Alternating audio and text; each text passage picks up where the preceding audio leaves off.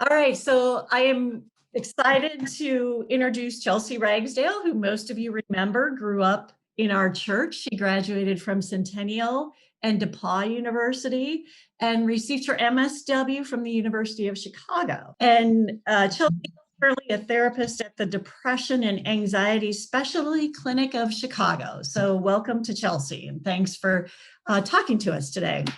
Of course. Yeah. Thank you so much for the introduction, Lauren. Thank you so much for joining me today. So a little about me is that I'm a therapist at Depression and Anxiety Specialty Clinic in Chicago. It's a private practice. I work primarily with adults there, and I use evidence-based practice. I primarily work with individuals who are experiencing anxiety, have mood disorders, experience depression. Started early. And so with that, I engage in cognitive behavioral therapy with individuals, dialectical behavioral therapy, and also some acceptance and commitment therapy as well. So I know that's a whole lot of jargon, and I'll go ahead and move on. If anyone has any questions about any specific modalities, I'm happy to answer those at the end, or touch base with you offline. Happy to do that as well. So today what we're going to be talking about is common reactions that individuals have had to the pandemic. There have been so many more stressors that individuals are experiencing as a result of the environment that we're living in right now, not just in terms of restrictions that we're experiencing through COVID, but also stressors experienced through what's going on in our political climate right now as well. So a lot of people have lost their jobs, they're struggling financially. A lot of people are struggling trying to figure out how to interact with the restrictions and guidelines that the CDC has given us. A lot of people are struggling interpersonally with friends or with family who are operating underneath different guidelines than they are, and that's creating a lot of tension, making it challenging to go home for the holidays, frustrating for those who want to be interacting with family members who don't necessarily feel comfortable interacting with them, and vice versa. So we've seen a huge uptick through our intake line at our practice of people who are coming in who haven't previously struggled with anxiety or struggled with depression, and they're coming in looking for support because individuals who previously didn't have experience with stressors are now flooded with all the uncertainty that's going on in the environment. So I'll talk a little bit about that, talk about how this environment has created an increase in anxiety and mood experiences and symptoms for individuals. And then I'll end this presentation with some coping strategies. So it feels like you have some concrete items that you can take away with you. And like I said, then we'll have time to talk about questions. So here are some common worries that are related to COVID. Let me see if, I know I'm sharing my screen, so I'm going to minimize. There we go. Now hopefully you all can see that. So some common worries that we have seen related to COVID. Here are some examples of how long will this last? Will I get sick? Will I get somebody else sick? Will I lose my job? And the list goes on and on. And so, as I said before, there's so many things going on in the environment that are creating these anxious thoughts for individuals. And so let's take a little look at how we can find ourselves stuck in a spiral of anxiety. So here is a diagram that can be helpful in illustrating how what we may be doing initially to help ourselves feel better and give ourselves that reassurance and comfort, in the long run can end up continuing this spiral of anxiety. Let me bring back a couple of people so I can make sure that I have everyone with me there. There we go. Alrighty, so let's take a look at an anxious thought of what if I have COVID? So let's say that I'm sitting at home trying to figure out whether or not I want to go and interact with someone who is also taking COVID seriously. And I have the thought of, what if I have COVID? That ends up spiking my anxiety. So you can see this line here is our anxiety that's increasing. So we have this anxious thought of, what if I have COVID? I may respond to that by taking my temperature because I know that a fever indicates that I possibly have COVID. So let's say that I go ahead and I take my temperature and I don't have a fever. So my anxiety is relieved. And I say, phew, okay, I'm all right. It's safe for me to go ahead and interact with this friend who we're on the same page, we're safe. And then all of a sudden anxiety creeps around again and says, well, what if when you were at the grocery store, what if someone that you were near had their mask underneath their nose and your anxiety spikes again? Maybe then you respond with another way to try and calm yourself down. And that could start Googling. Maybe you get on the internet and you start Googling, well, how effective is it to have a mask on? And what happens if the mask is beneath their nose? And how far apart do I need to be in order for this to be a safe environment? And your anxiety goes down. And what happens is anxiety is always going to be there to spike again with another what if. And so we can find ourselves getting caught in the spiral of anxiety, trying to figure out with COVID specifically, whether or not it's safe for us to interact with our environment. And so this answer or cope line, what we like to call this is false comfort. So of course we want to be making ourselves feel better when our anxiety peaks. And so we're trying to calm ourselves down. But anxiety is tricky, and that it's always going to be there waiting and coming up with another reason that you should be anxious again. And so false comfort is so challenging, and that it relieves this temporarily. In the short term, our anxiety is reduced, but in the long term, it just keeps us stuck. So like I said before, there are a lot of people who are coming in and are not used to getting caught in this spiral. They've been able to cope before, and now they aren't able to do so. So I would really encourage you all to take a look at whether or not you find yourself getting caught in this spiral. Take a look at ways in which you're answering or coping with anxiety and ask yourself, how is this functioning? Is this functioning to temporarily relieve anxiety? And then am I able to redirect my attention to another task, another activity, and keep going? Or do you find anxiety creeping back again after engaging in a coping mechanism that you think is helpful, however, is actually not, and it's keeping you stuck in this? So ask yourself, how is this functioning for me? Is this resulting in an increase or a decrease in my anxiety?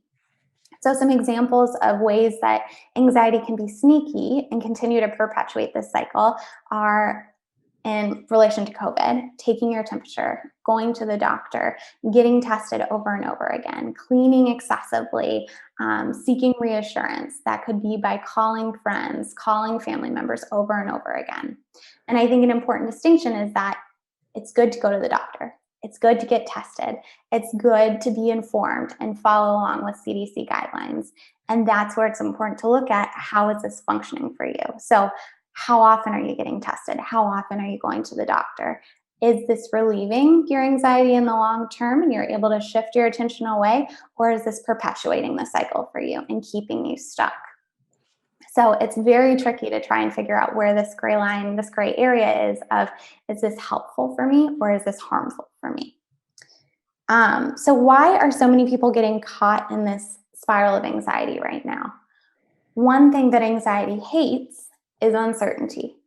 And anxiety responds to uncertainty by trying to find certainty. And there's no way that we can ever get 100% certainty.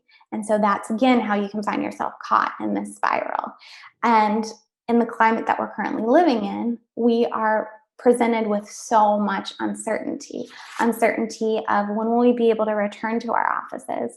When will we have a vaccine that's accessible for everyone? When will I be able to meet with my loved ones again and my family and my friends?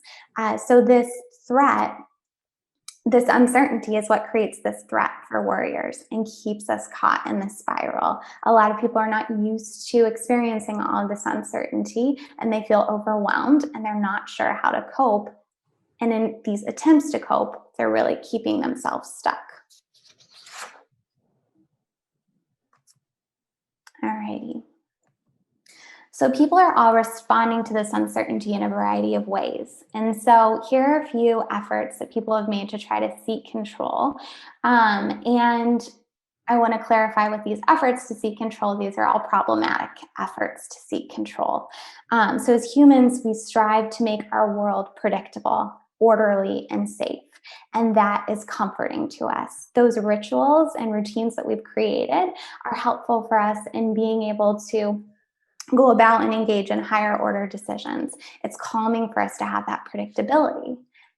And with everything that COVID has brought around for us, all of that uncertainty that we're experiencing, a lot of our routines have been put to the side. Tasks that were as easy as going to the grocery store, going to church, going to work. There were so many little routines that are packed into all of those different tasks. And now those routines that we used to be able to go on autopilot and used to be able to go to the grocery store, no problem. We knew exactly where in church, exactly where we would sit in our pew. And now we have to go through so many different steps in our mind trying to figure out, well, is it safe for me to sit next to this person? What has their practice been with COVID? How many feet apart is this person? And so it's so draining to try to go about in these activities that used to be easy, and we're able to go about on autopilot. So there are different ways in which we're seeing people respond to the uncertainty. And so people are striving to try to find this control, to try to find routine, to hold on so that they're not experiencing this high anxiety, irritability, anger. And so there are challenges that come with each of these. So refusing to make any changes. That is obviously, there are a lot of consequences that come with that. You're putting your safety at risk, putting others' safety at risk. That obviously there are a lot of consequences there. Some individuals are isolating completely until the world returns to normal. That is safe. Yes, that is safe. However, there are a lot of consequences that come with that as well. And those consequences you really see emotionally taking a toll on individuals. You see individuals having a really tough time engaging in meaningful activities if all they're doing is sitting at home and not going to the store, not interacting with friends, not interacting with family members. You're seeing a lot of lethargy. People are staying in bed, watching TV. Moods are plummeting for individuals who are seeking control in this manner. And then we have individuals on the other side of the spectrum who are engaging in compulsive cleaning and excessive mask wearing. And that is, I would say that those individuals are really finding themselves caught in this spiral of anxiety where they're trying to find that comfort, trying to seek certainty by compulsively cleaning, wiping down every surface after you get back from the grocery store, except the hand washing, wearing their mask around at home when they don't need to be wearing their mask. So all of these efforts to seek control are in response to the uncertainty that we're experiencing, and they're efforts to reduce the anxiety, to make ourselves feel calm. In the end, we're seeing a lot of consequences on individuals' mental health. Okay, and so one of the greatest things that you can do for yourself is to figure out how you can create a new routine, one in which you're inviting flexibility to be able to roll with all of these stressors that come with uncertainty, trying to find a new routine in this new world that we're living in. Because otherwise, if you're really grinding your heels in and you're isolating or you're refusing to make any changes, that anxiety is going to stick around. So we'll talk a little bit about how you can create a new routine for yourself, one that includes meaningful activities that we may need to get creative with, because meaningful activities that may have created a lot of value for you in the past, such as going to church, going to yoga, spending time with friends, that's no longer possible. And so it's all about how can we be creative and engaging in these meaningful activities to keep you active in a safe way.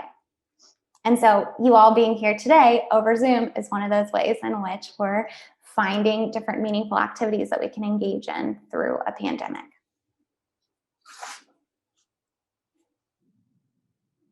Okay, so let's look now at this diagram. So this is a cognitive behavioral therapy model, and this highlights the negative impact and cycle that you can find yourself stuck in if we are one of those individuals who's isolating until the world returns to normal. If we are having a tough time engaging in new routines, thinking flexibly, and rolling with the changes that COVID is throwing at us. So we have this initial stressor here of COVID. COVID comes into our lives and we're no longer able to interact with people, no longer able to go into the office. And so this stressor creates this less rewarding life for individuals. And so what can come with that on an individual level are feelings of sadness, feeling tired. Perhaps the individual is feeling worthless, feeling indifferent about a lot of different activities. So this box is all feelings and thoughts that an individual is experiencing as a result of the environmental stressors. And so the individual, let's just go down to one person. The individual may stay at home, stay in bed, watch TV, withdraw. So they're engaging in all of these behaviors that then are continuing to reinforce all of these emotions of sadness, feeling fatigued, and those emotions and feelings get them stuck in these behaviors of staying in bed, not interacting with individual. And there are long-term effects of that in which they may start to experience this loss of friendships. If they're not as engaged at work from a work and home environment, perhaps they're putting their job at risk and they may experience financial stress. And this can also lead to poor health if they're not getting creative and engaging in workouts from home. If they're really only ordering online because they're too worried about contracting COVID from the grocery store, perhaps that all the delivery that they're getting is really impacting their health. And this then creates, again, and reinforces this less rewarding life. And so it's really easy to get stuck in this cycle. And these thoughts, these feelings can all feel so heavy and so draining that it is really challenging to get yourself out of this cycle. Especially, again, when we're in this climate where we don't experience as much social connectedness. And so it's tough to have someone come into your world and pull you out of this. And so it is really easy to get stuck in this cycle. Oh, I don't know who that was, but I heard a deep exhale, and I feel like that was appropriately timed. yeah, that was me. So let's talk about how we can respond to this. So face COVID, therapy and evidence-based treatment is all about finding your acronyms. And so Russ Harris has come up with this lovely acronym of face COVID. And Russ Harris he is wonderful. If you can ever find anything, if you see anything written by Russ Harris, get your hands on it. It's so helpful. He practices acceptance and commitment therapy. And I have this on another slide, but he wrote The Happiness Trap, and it is a wonderful book and very helpful in learning how to think more flexibly, learning how to approach difficult emotions. So yes, face COVID. So this first F is focusing on what's in your control. So like we've talked about, there is so much uncertainty and so much that we do not have control over right now. And that is sending us spiraling. And so what's helpful is to pump the brakes and take a step back and ask yourself, what can I do right now? What is in my control? And so this F is really just pumping the brakes. The ACE is used together to help drop that anchor so that you're able to ground yourself to the present moment and able to take action. And so, like if you're in a storm, what we want to do is we want to drop that anchor in a boat. And so with that storm, the storm here in this metaphor is all the messy emotions you're feeling, all the messy thoughts that you're experiencing. And so if your anxiety is through the roof, if you are feeling completely overwhelmed, it's so challenging for us to take action until we've addressed our thoughts, until we've addressed our emotion. So what we want to do first is drop that anchor and ground ourselves in the present moment so that we're able to take action. And so this ACE of the space is acknowledging your thoughts and feelings, coming back into your body, and then engaging in what you're doing in the present moment. And so a lot of this is wrapped up in mindfulness. And I know that mindfulness is a big buzzword, and it's been McDonald vibe, in that it's, you know, if you think of mindfulness and you think about someone like kumbaya meditating on a beach. And so mindfulness is so much more than that. And I know that a lot of people have a reaction when they hear mindfulness. And it is so helpful in laying a foundation for you to be able to practice creating distance between yourself and your emotion and your thoughts. And so let's take an example of this anxious thought that we talked about earlier of, what if I have COVID? Let's say that I'm sitting at home, and this is another reason why so many people are experiencing difficulty with anxiety and emotions, is that we're at home all the time. We have so much room and so many opportunities to just get sucked into our mind. And so mindfulness is so helpful in grounding yourself to the present moment, so that you're able to shift your attention from what's going on internally to what's going on externally. And so mindfulness is all about doing, getting yourself out of your head and into the present moment. So what we do first is acknowledge the thoughts and feelings, saying, okay, I'm noticing that I'm experiencing a thought of, what if I have COVID? I'm noticing another thought of, this is incredibly scary. I'm noticing I'm having a feeling of sadness. And what that feels like in my body is heaviness on my chest. Maybe I'm experiencing a flush heat in my cheeks. And so it's taking time to take a step back and notice what's going on in your thoughts and feelings. Notice what's going on in your body in a non-judgmental way, and then shifting your attention back towards what you're doing in the present moment. One of the most effective ways of shifting your attention back towards what's going on in the moment is an easy, let's notice 5 things that are going on around me. Let's engage my 5 senses. So what are 5 things that I see right now? What are 4 things that I can hear? 3 things I can touch, 2 things I can smell, and so on. And so that is something that we can do immediately. So let's say that I'm sitting here and talking to you, and I'm noticing all of these anxious thoughts of, you know, what if I have no idea what I'm talking about? What if I mess up right now? So I'm going to notice those thoughts and say, hello, I'm noticing I'm having this thought. I'm noticing a little bit of tension in my chest. And can I shift my attention back towards what's going on in the present moment? Can I focus on the feeling of my coffee mug in my hand? Maybe if I wrap my fingers against the mug, I can hear a noise that's being made. Can I focus on the sensation, the warmth of this coffee? And this is not a quick fix. It's if the goal is to never have these feelings, never have these thoughts, you're going to be unsuccessful. The goal is to be able to shift your attention, and you may have to do that over and over and over again. And so practice makes perfect is not a thing with mindfulness. You're never going to be able to have a thought, shift your attention, and go on about your day. It's being able to bring it back over and over and over again to the present moment. And the more that you have this goal of, I need to get rid of this thought, I need to get rid of this feeling, the worse that's going to be for you. And I can illustrate by saying, think about, scratch that. Whatever you do, do not think about a pink elephant that is sitting on my shoulder. Do not think about a pink elephant that's dancing. Do not think about its cute trunk flailing at you. Do not think about a pink elephant on my shoulder. And what are you doing right now? You're thinking about a pink elephant on my shoulder.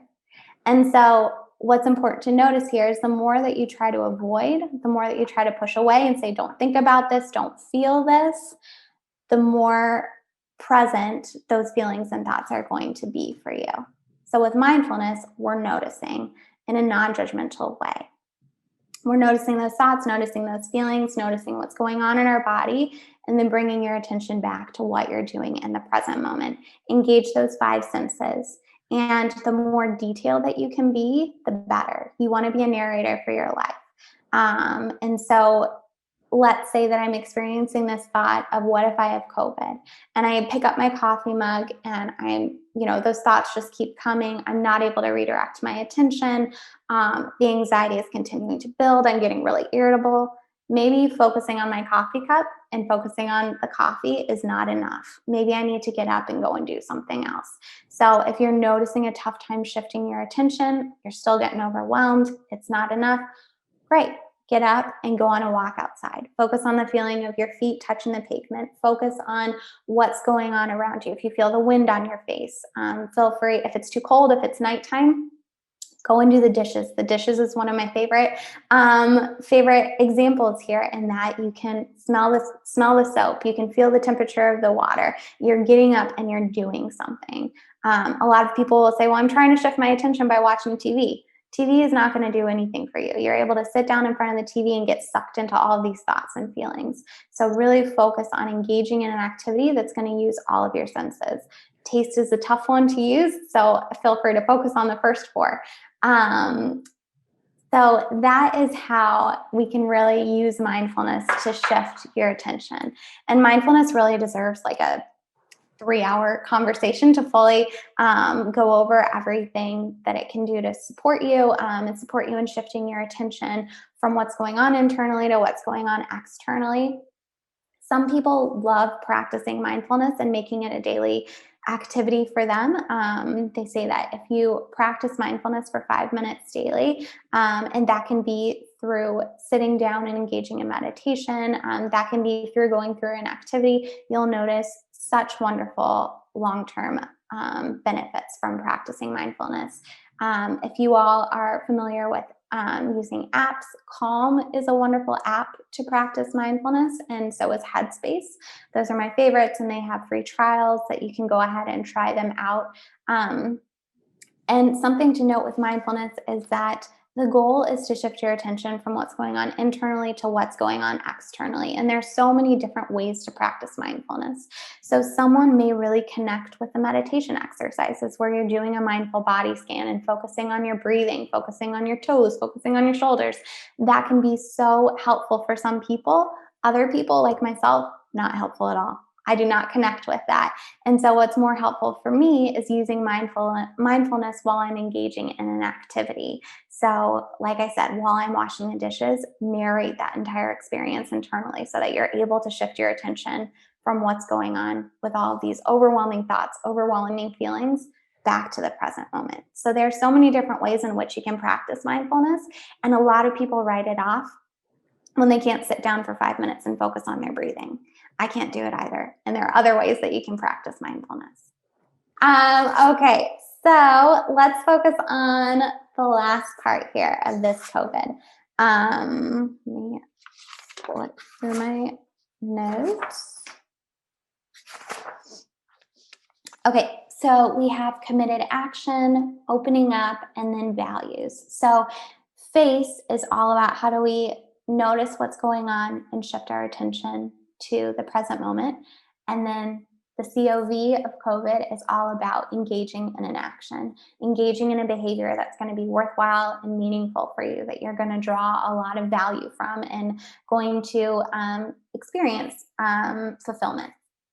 So with committed action, this is engaging in an action that's driven by your values, something that you are going to feel wonderful for doing. This is helpful in finding that routine like we were talking about earlier. You want to create structure for yourself, create routine for yourself that is filled with meaning and value. So ask yourself, what can I do right now that'll improve life for myself or others I live with?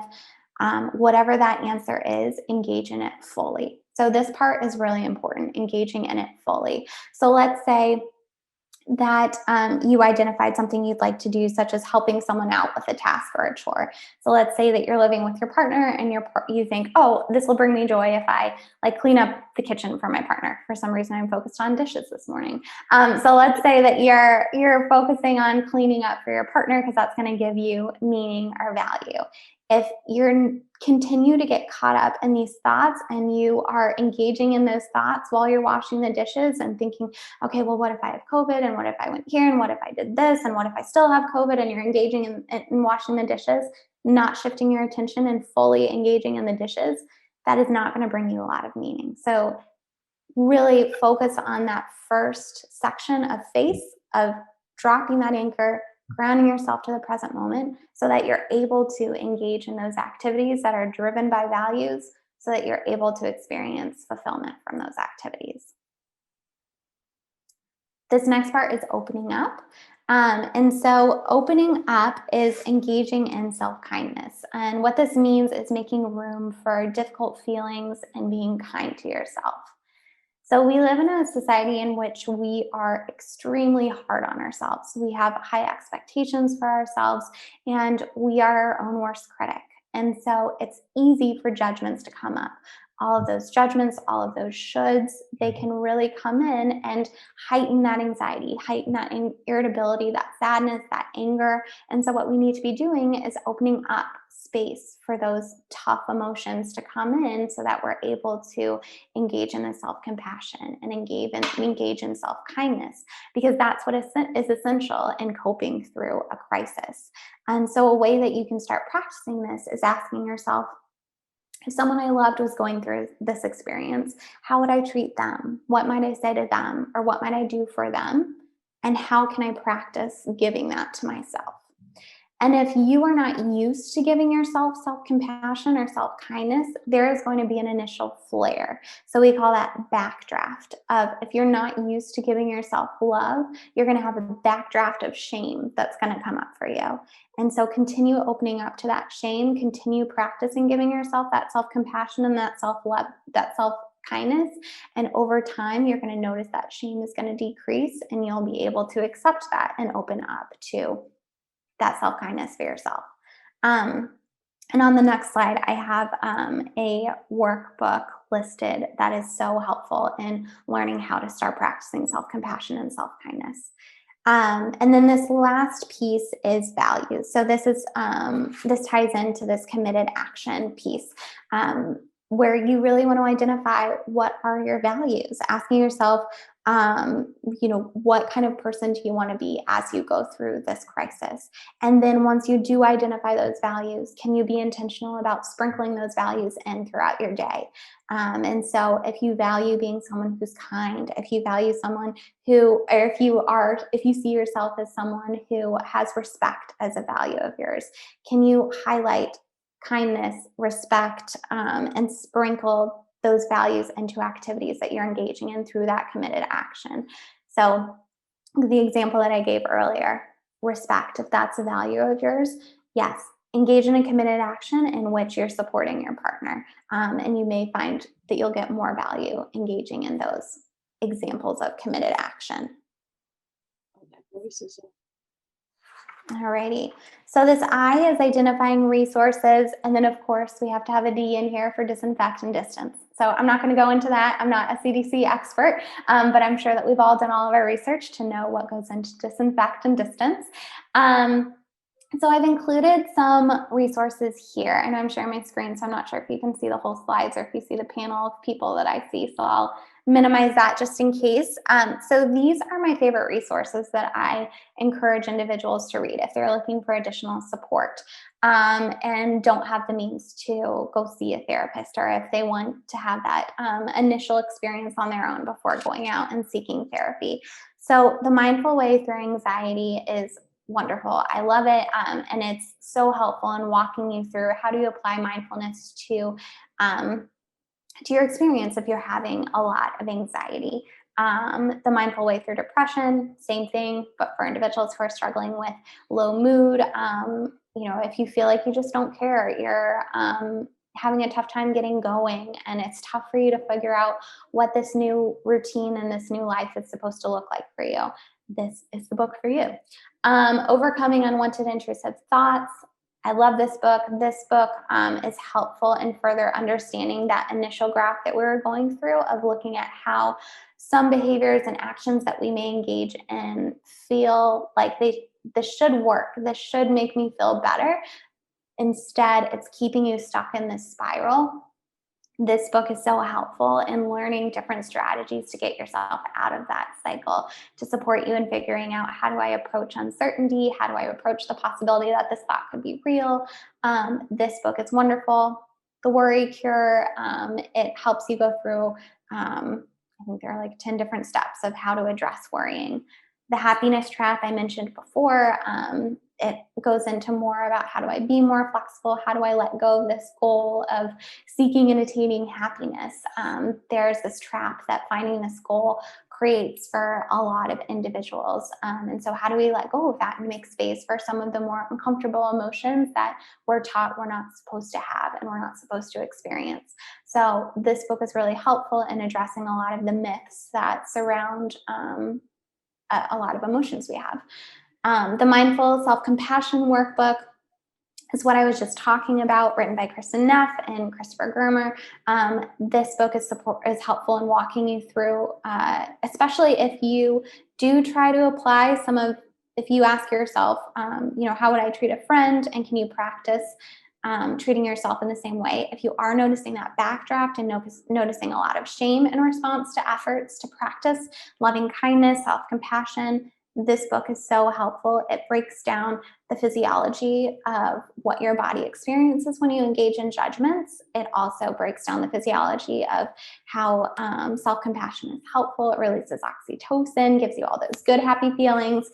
And so this book, I cannot say enough great things about it. The apps that I discussed before, Headspace and Calm, are wonderful and really helpful. And then I always refer people to look at Psychology Today as a resource if they're looking for a therapist. And there are so many different filters that you can go through to try to figure out, who would be a good fit for you. And if you have insurance, call your insurance provider and look for a therapist.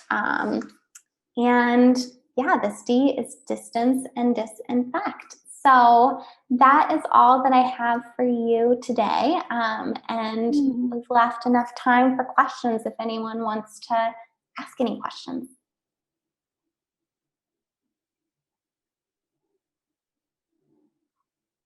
Hey, Chelsea, this is Cindy. I just found this really helpful. My daughter actually has obsessive compulsive disorder. So a lot of this language is super familiar to us. And so I actually just really quickly ordered a couple of those books online. Oh, It's been really, really hard. She's 19. Just the isolation has been a killer for her. She's not that scared of COVID. It's not that kind of obsessive compulsive. She doesn't really have a germ thing, but so I just wanted to say thanks. And we're kind of just feeling out resources for her because things are getting worse. It's been so hard. Yeah. I'm so sorry.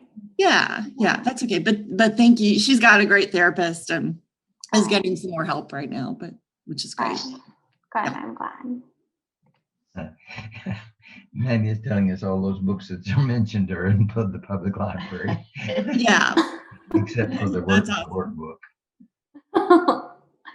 I did a search. It's bona fide. Oh, hi, Maddie. Great job, Chelsea. This was fantastic. Thanks. I don't know if you guys can see. I'm struggling with trying to find where everybody is. Hey, Chelsea, stop sharing your screen. It should come up with everybody again. Oh, Yeah, there we go. All right, there we go. Thank you. Yep. Chelsea, this is Jean. I'm just wondering if you could send us the slide or maybe make it available to David so he can send it out just with all the information. Yeah, That would be wonderful. Sure, of course. Yeah, I am the bereavement coordinator at Carl Hospice and do groups. And I've been looking at the mindfulness information myself and, really focusing in on self-care for people. And I definitely want to share what you shared. So this is really helpful for me too. Thank you so much. Great. I'm so glad to hear that.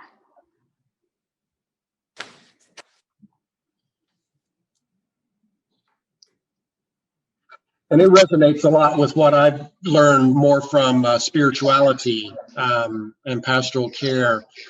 One of my mentors talked about emotions being rooted in our physiology, that our bodies are responding to stimuli and we have no control over that. So part of what mindfulness does for us is help us be aware of what we're responding to, and then to bring our coping skills into play so that we can know how to manage our responses and understand what it is we're responding to, rather than judging ourselves and thinking, oh, this is bad. Why am I feeling this way? Why do I have these emotions?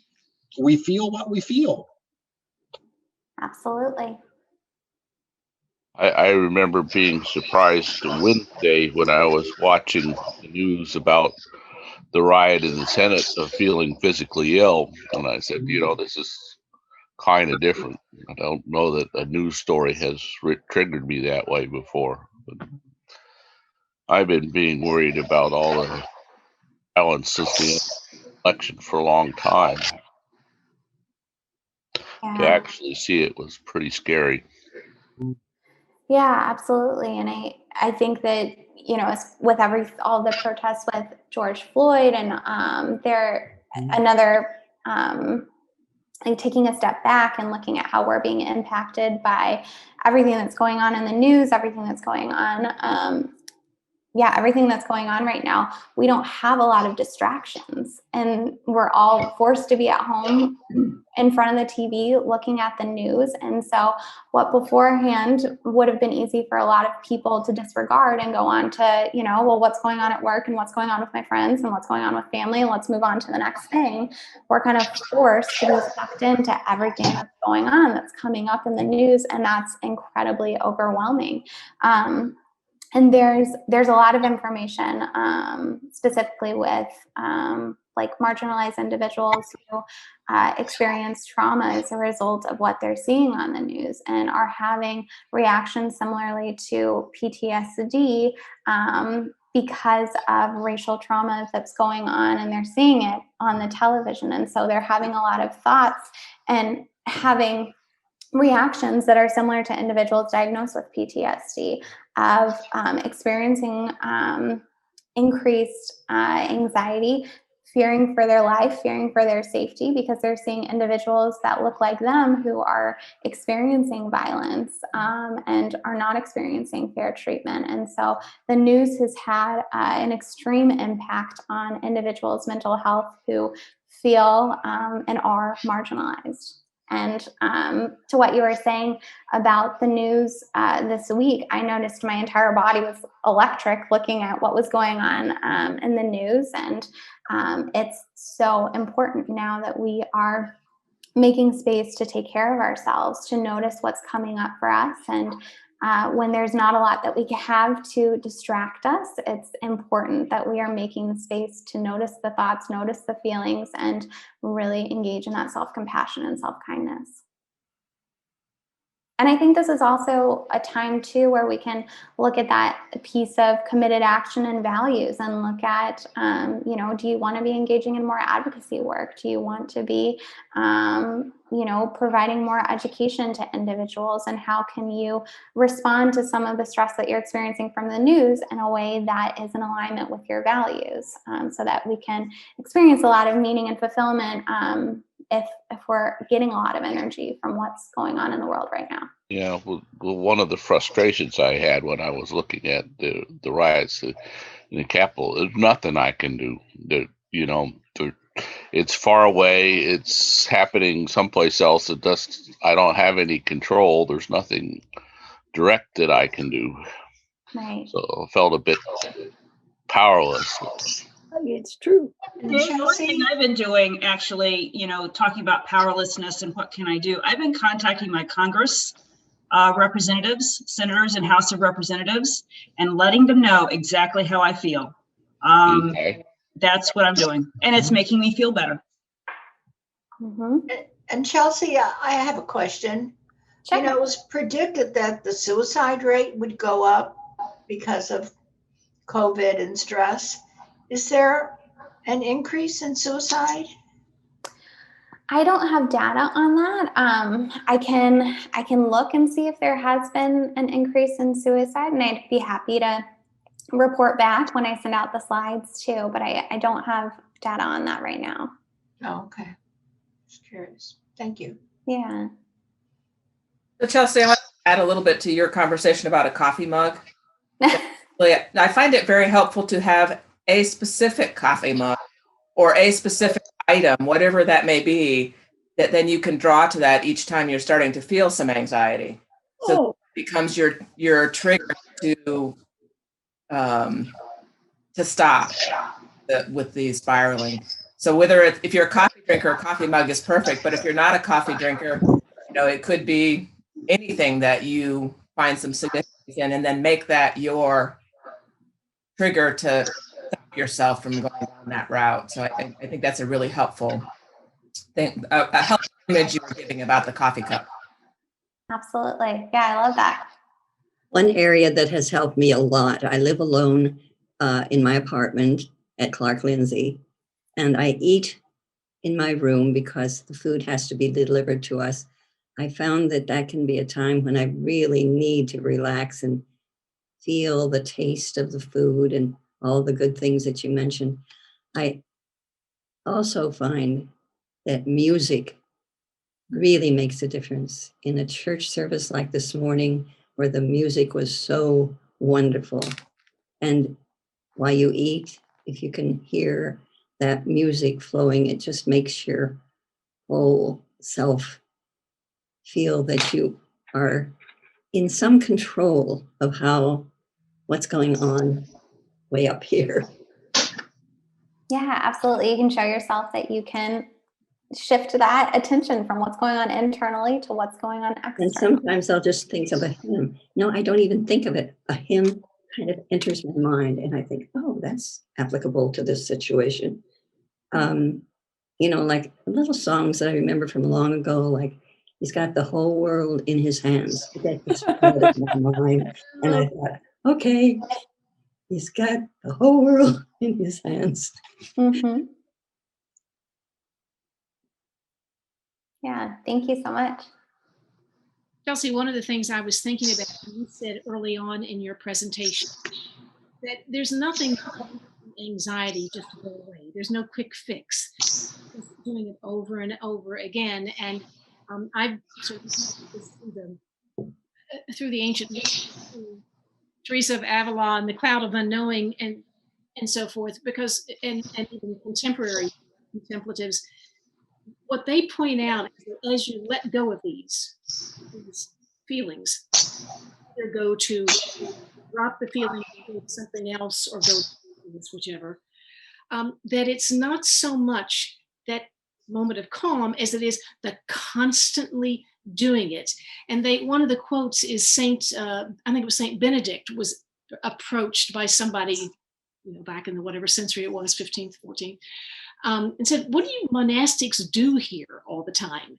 And his answer was simply, fall down, get up, fall down, get up, fall down, get up. Mm-hmm. And that over time, that's what we can trust does change us. Mm-hmm. Yeah, that routine over and over again, and strengthening that ability to bring it back over and over again. Yeah, I appreciate that link to again, spirituality. A contemporary, he passed away just a couple of years ago, is Thomas Keating, and he and a couple of others developed what's called centering prayer, which is a contemporary reanimation of the prayer of the heart. But Keating talks about, as you're beginning to, if you're settling into communion with God, you'll have all of these thoughts that come into your mind, and rather than fighting them, it stresses just acknowledge them and then let them pass. And you do that as long as you need to, and with practice you get better at it. But just acknowledge and let it pass, and you'll get to a point where you are centered and your mind is clear. Actually, when Keating was working with a bunch of nuns, there were predictably some of his students who were sort of, driven alpha personalities, got to do it right. And after he had talked to them and they were practicing centering prayer, one of the nuns said, Father Thomas, I simply can't do it. I've had, 10,000 stray thoughts, just pummeling me during this 20 minutes. And without a moment's hesitation, he said, that's grand. That's 10,000 opportunities to return to God.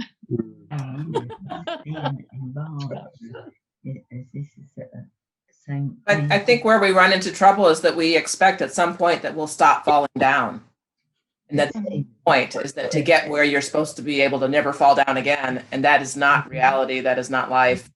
That's not God's world. You'll always fall down, and you always need to be able to get back up again. You'll never get to the point where you never fall until we're all. That's right. Yeah. Athenagoras from the 4th century said that prayer is war to your dying breath.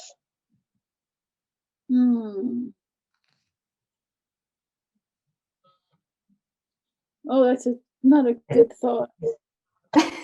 Dying breath. It's true. I don't doubt it. I get about one word out of 3. Oh. I was going to make a comment on David Cheto's comment about feeling helpless. Just the idea that if something bad happens to someone you care about and you feel helpless to do anything about it, that's sometimes can be the onset of PTSD. That's kind of what happens when you're in that kind of cycle. Been there, don't care to go back. Yeah. Well, we'll see. Most of the time I'm able to take things on faith. And I said, well, long ago I accepted I am not in control of what happens. It's what happens, and one must accept that perhaps this is the plan for you. So didn't worry about the COVID much. Either I'll get it or I won't. Chances are pretty good if you get it, you'll survive, but may not.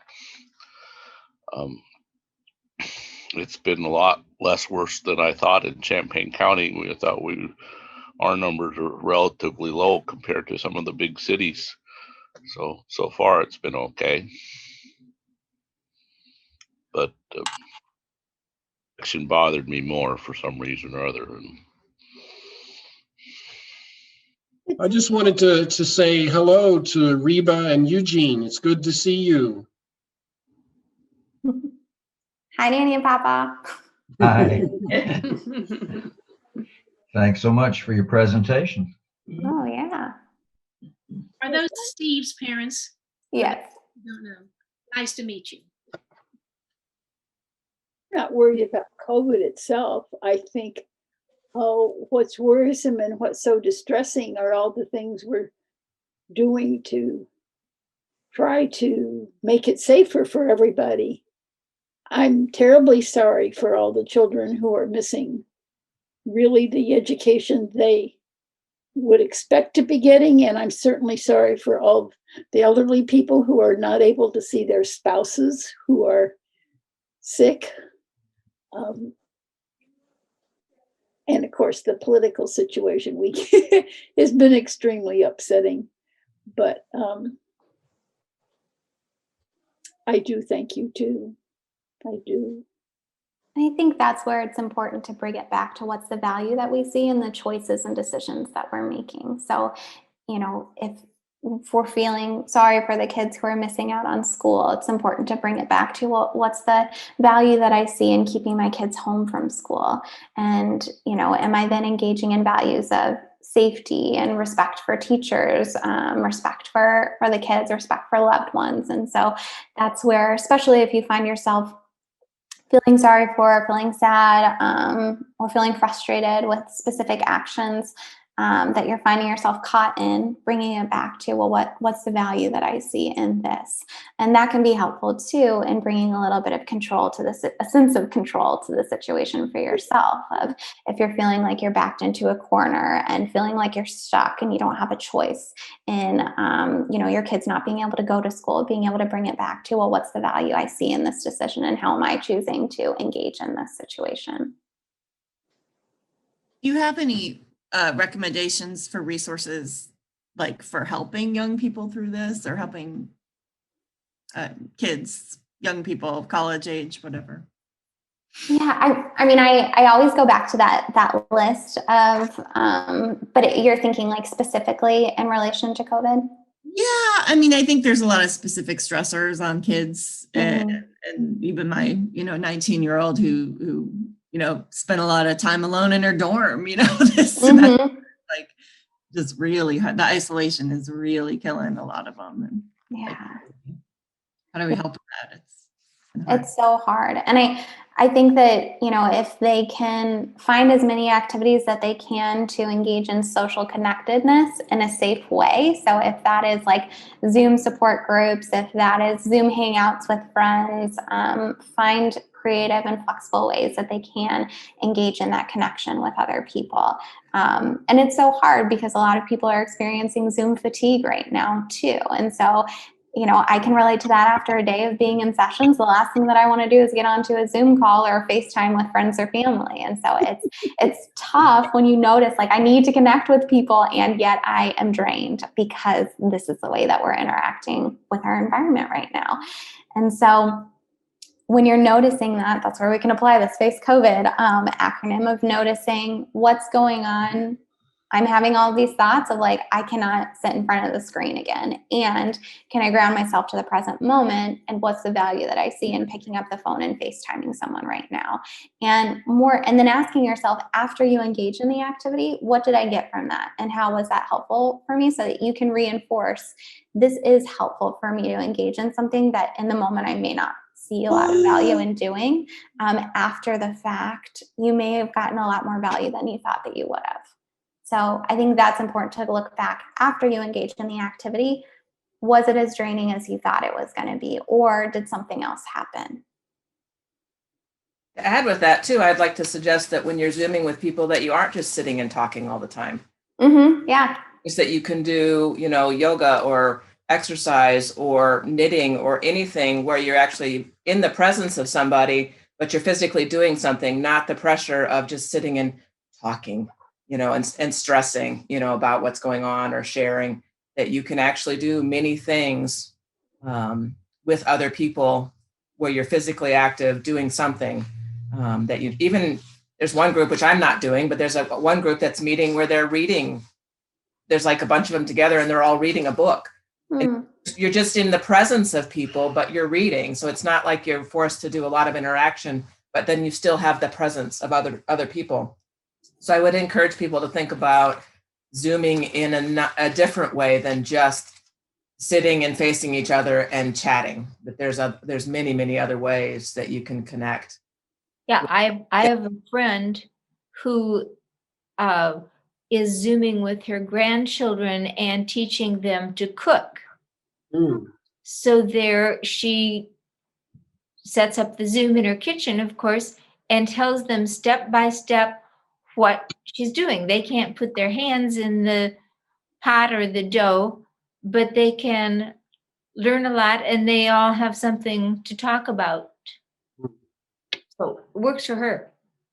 And Cindy, I would say one thing you might recommend too is in Champaign, we're working with a lot of different groups from the U of I. Vis-a-vis is a big one. We are having volunteers Zoom in classrooms for 30 minutes or so, and they're working with kids so the teacher can take kids that really need assistance into a breakout room and work with them. And so our volunteers are reading stories, they're working on sight words, things like that. And teachers, we did it in a very small way last semester, and we're hoping to expand it this semester, but teachers that used it really appreciated it. And it's a new face for those kids on Zoom. And, the U of I students can do it from their home. They don't have to be physically present. So that's another option where you feel like you're doing something useful too and making a difference. Can you send me that link or send me the acronym or what? Yeah, I'll do that. I know Ralph is going to talk about exercise next week, but I think it's really, really important for us during this time to unplug from Zoom and the radio, the news, and get outside, because that's a place where we can really shift our what we're looking at and what we're thinking about. Get outside and engage with what's going on, what birds you hear, what deer you see, etc. I'll be happy to comment on that more next week, but just a quick comment. Oftentimes doing something physical outside is more helpful for me anyway, not necessarily for everybody. But that makes it more easy to get into the other parts of being mindful because it's dealing with the physiological part and bringing that into a little bit more moderate level makes it easier to use your mind. If there aren't more questions, I want to thank Chelsea so much for spending this hour with us, and to all of you too for asking questions for a great discussion. So thank you very much, Chelsea. Thank you for having me. Thanks.